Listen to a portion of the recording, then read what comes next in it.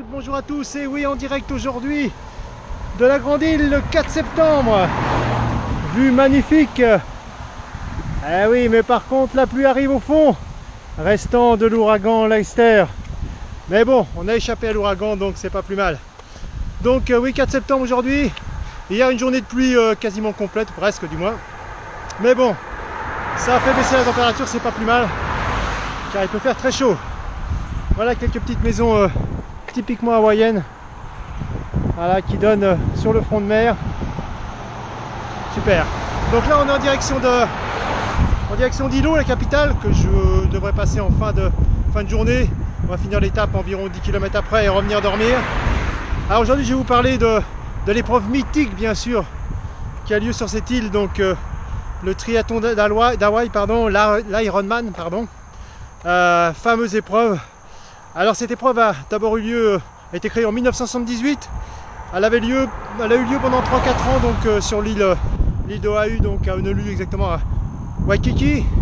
Et puis elle a été délocalisée en 1981 sur le Big Island à Kona. Donc 3 km 800 de natation, 180 km en vélo dans des bosses terribles et un marathon pour finir. Bon appétit messieurs, mesdames.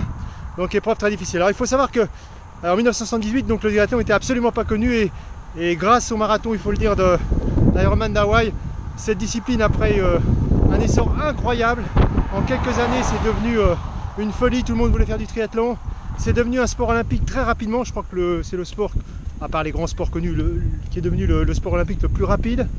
Donc voilà, je crois que l'Ironman d'Hawaï est un petit peu au triathlon ce que le marathon de New York est au marathon, c'est-à-dire que voilà, les grands marathons populaires sont arrivés après New York. New York a donné le là, et toutes les grandes villes comme Paris, Berlin, Londres et bien d'autres ont leur marathon maintenant.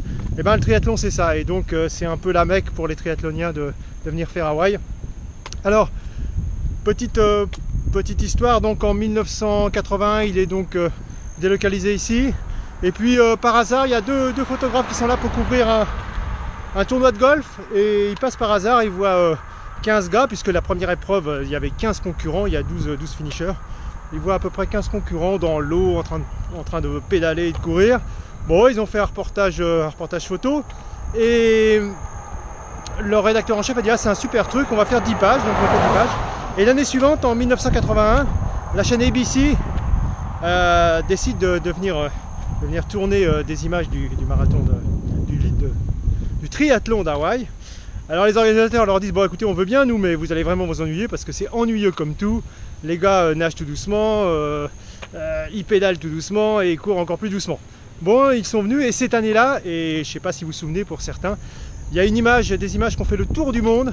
C'est l'arrivée en 1981-1982 de cette concurrente américaine qui s'effondre 200 mètres avant la ligne, déshydratée. Alors ne pas confondre avec la marathonienne qui finit le premier marathon féminin à Los Angeles, non c'est pas ça, donc c'est bien une américaine au triathlon, et qui s'écroule, et qui est passée dans les 50 derniers mètres bien sûr par une autre concurrente.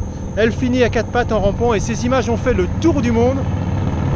Et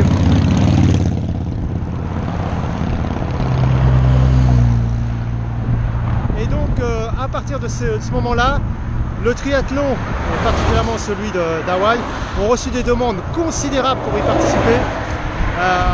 Et donc les organisateurs ont dû refuser et créer des épreuves qualificatives pour venir, donc des épreuves qui se déroulent ailleurs pour venir, et surtout des temps limites. Et donc là, le triathlon a pris son essor grâce à cette dramaturgie, si je puis dire. Et donc il faut d'ailleurs peut-être s'interroger sur pourquoi autant d'humains souhaitent faire des choses aussi difficiles. Voilà, c'est la grande question. Bref, voilà, donc voilà un petit peu l'histoire du triathlon d'Hawaï. Et il faut savoir qu'il y a eu...